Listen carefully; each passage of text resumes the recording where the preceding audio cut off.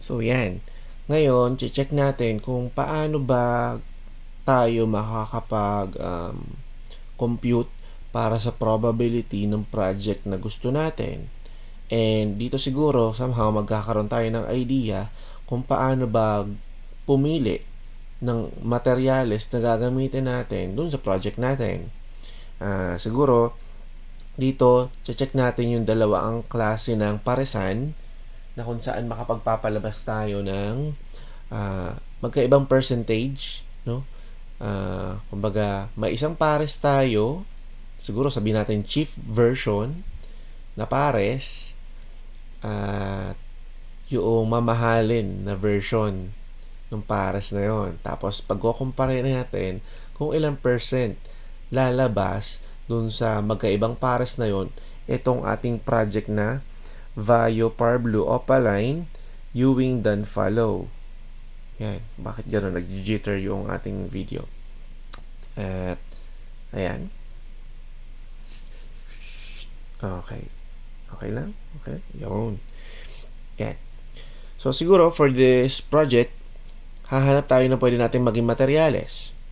So, unahin natin, violet. So, kailangan natin, kahit isa lang naman na maging violet dito sa cock or sa hen, diba?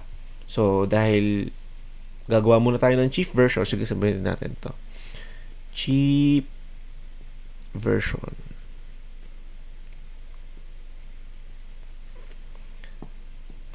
Diba? Pag nagtitipid ka, ito yung mga galawan diba? Galawang split to split, galawang galing green. So, kung cheap version, kailangan ko ng violet, pwede siguro ang maging kalabasan ko nito. Although ang violet, kumakarga naman sa green, pwede natin sabihin na green, green Vaio, no? Tapos yung kabila, kahit regular blue lang. Hindi, kailangan par blue. Kasi may par blue tayo no? So, sa kabila natin dadalihin yung par blue. Par blue. Tapos, opaline. Since ang cock, sabihin na natin, opaline din yung hen, no? Opaline yung hen. Ang cock, split opa.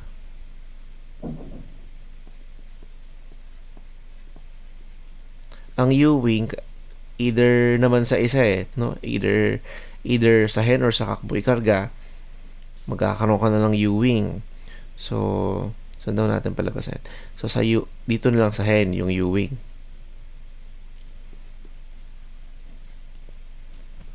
Tapos, done follow. So, split done.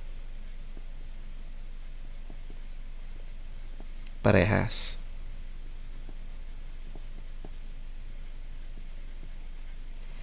Yan. O, diba? Makapagpapalabas na tayo dito ng hindi. Wait lang. Kailangan ito pala split blue. So, rewrite natin to. Ang kalalabas niyan ay green split blue Vaio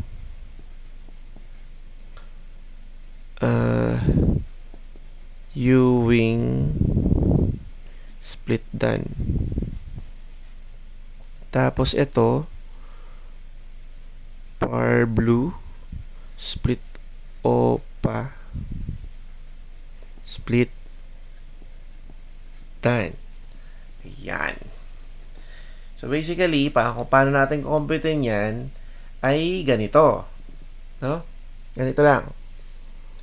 Walang hiwaga. So, dito, ilang percent nalalabas yung violet? Sa parasan na to, ilang percent lalabas yung violet? So, 50%, diba? Ang violet mo, lalabas dito ng 50%. Bakit? Ba? Siyempre, lalabas talaga yung Vaio dyan ng 50% dahil incomplete dominant yan. So, kalahati meron, kalahati wala. Huh? So, 0.5. Yan. Ang par blue daw. Ang Power Blue, bago kumarga ang Power Blue, kailangan sige, madali lang yan. Yung Power Blue, kakarga yan ng asan ba?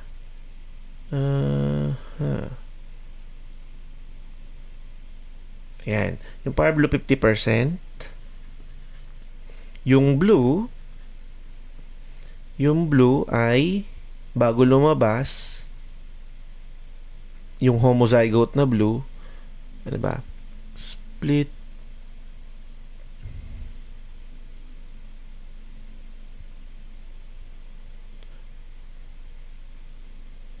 ayan. Babalikan na natin yung ating kaya ayoko talaga ng may green dahil ako man ay nalilito sa green na hindi naman siya ganun nakakalito, pero eto,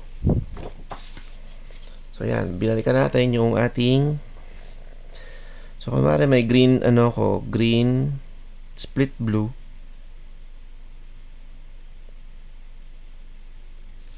Ay nako, computerin na natin, gigigil ako dito So ayan, 'di ba? Computation in action. Yung boses ko ganito na kasi madaling araw ko ito nire-record, no? So, yung isa natin para saan, green, split blue. So, green, split blue. Tapos, yung isa ay blue, split, blue tuloy. Power blue. So, ang kalalabasan yan, ang hinahanap natin ay lumabas yung BPB. So, XB, BB, XPB, at BPB. So, ibig sabihin, 25% lang pala yun. Okay? O, ayan ha. At ito lang naman yung hinahanap natin na lumabas So, BPB. Diretso na natin to ng 25%. Bala ko sana kanina, iibahin ko pa yung percentage ng blue. So, huwag na yun. Violet, Power Blue, Opaline daw. Sabihin natin, tayo ay mag-expect ng Opaline na nakak. Sabihin daw natin, Opaline nakak. Ang Opaline nakak, ang magiging percentage niyan ay ano daw? Base doon sa ating Opaline chart, ang mangyayari dyan ay 50%. Diba? 50%. So, gusto mo kak. So, 50%, tama ba? Bakit? Oo, kasi lahat naman ng kak mo, sure split na. Diba? Ang lahat ng kak mo, sure split na. Bakit? Dahil lang hen mo, Opaline. Tama? Lahat ng kak mo na i-offspring neto, sure split na. So, aabangan mo na lang na yung split Opaline doon ay kumarga. So, 50-50 chance yun. Diba? So, again, dito ay 50%. 50%. So, next ay Ewing. Yung Ewing mo, kakarga, inintay mo yan, 50% din. At ang done follow mo ay 0.25% para mag-visual. So, lalabas yung Vario, Power Blue, Opaline, Ewing, done follow mo after ilang sige daw, kakalculator rin daw natin.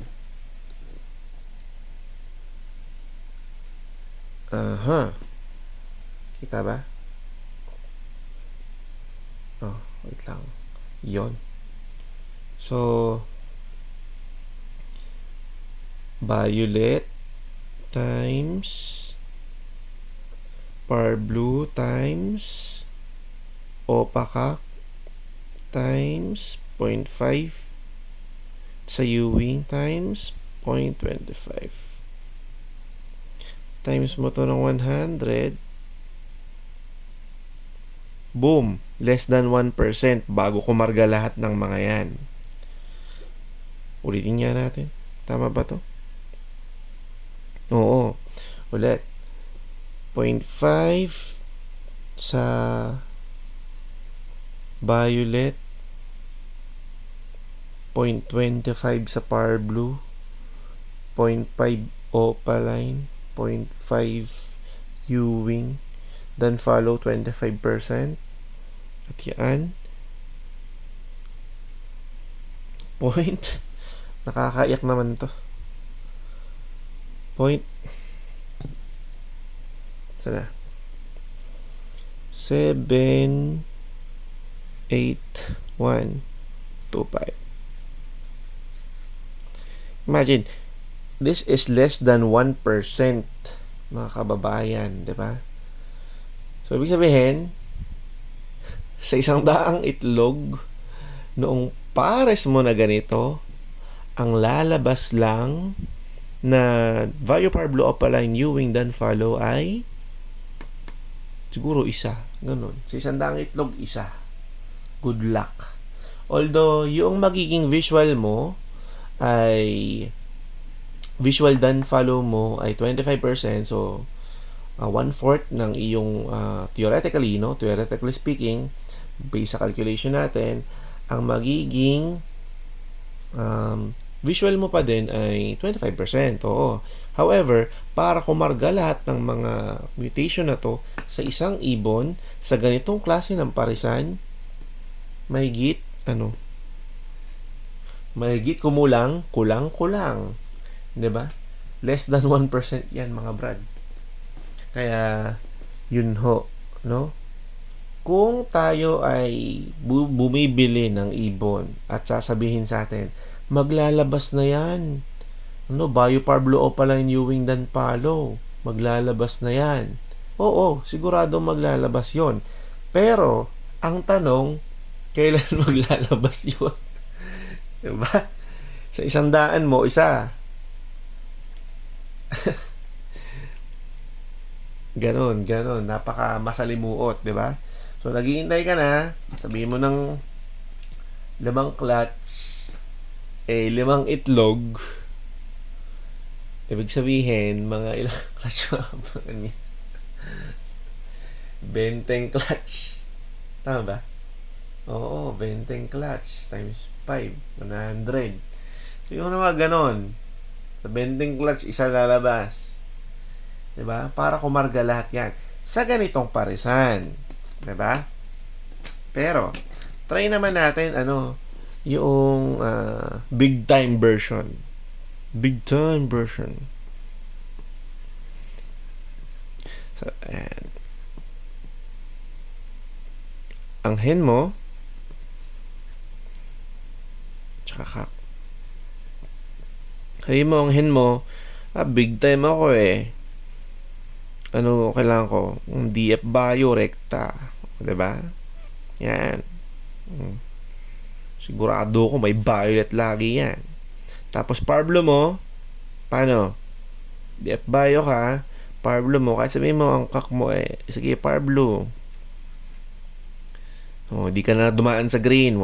Di na nakasplit yung blue sa green. Diba? Pahirap sa buhay yan eh. Tapos sabihin mo, opaline lahat, parehas, back to back opa. Tapos Ewing mo, gagawin mo dito siguro, sigurista ka eh, diba? Sigurista tayo. Eto, DF Bio Opaline, DF Ewing, DF Ewing. Tapos dan follow mo, ang hen mo, split dan, split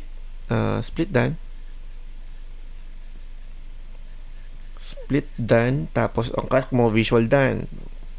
Wow, big time. So, rewrite natin daw to.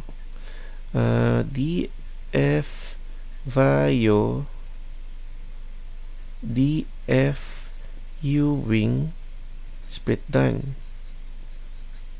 Ay, opaline pa pala, no? Sabi pa na opa. Ito din, opaline, Par Blue, done. Apply Par Blue, done. Yan. Pang big time na parisan. Mga back to back. So, Vayo. Check natin, Vayo. Ilang percent lalabas ang Vayo? Aba, 100% SF Vayo lahat yan. Diba? 100%. So, ibig sabihin, yan, 100%. So, 1. Ang Power Blue, 50%. Ang Opaline, 100%. So, 1. Ang Ewing, 100% SF Ewing lahat yan. Ang Visual Dan, ang Visual Dan mo ay 50%. Done. Ay, DF na lang. 0.5. At kung kakalkulahin mo yan, ang mangyayari dyan, 0.5, 25%. Tama ba? So, 1, 0.5. 1 na naman yan eh. 0.5 times 0.5 ay 25%. O, ganun lang. O, 25% rekta. Ang layo dito. Diba? Ibig sabihin, sa kada 4 na itlog, no? Mayroong isang lalabas na DF, may isang lalabas na Vayo, Power Blue, Opaline, Ewing, then follow. Unlike dito, kada 100 itlog, maswerte na isa.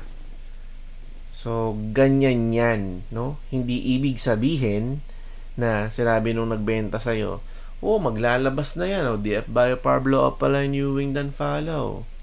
Nga, maglalabas nga yan. Pero, gaano katagal lalabas yon? Diba? Unlike dito, ayan, kaya yung iba, sinasabi, mahal yung ipon ko. Bakit? Ang tagal, ang hirap kaya magpalabas niyan. Diba? Siguro ko ang gagawin pa natin sa isa ay green split Power Blue. Cross mo ng paparas mo ng green split blue. Siyam mga abutin mo, diba? Bago kumarga lahat yun ng tamang karga. Tapos, dito naman, diba? Pang big time, DF Vayo, DF Ewing, split dan, Opaline. Kada 4 mo, may isa na gano'n. Diba? Saan ka pa? Sa back-to-back na. Big time. Diba? Kaya, yan. Inaantok na ako eh. Pero ganyan yung computation nun. No? Okay ba? Okay. Okay kayo. Okay? Okay.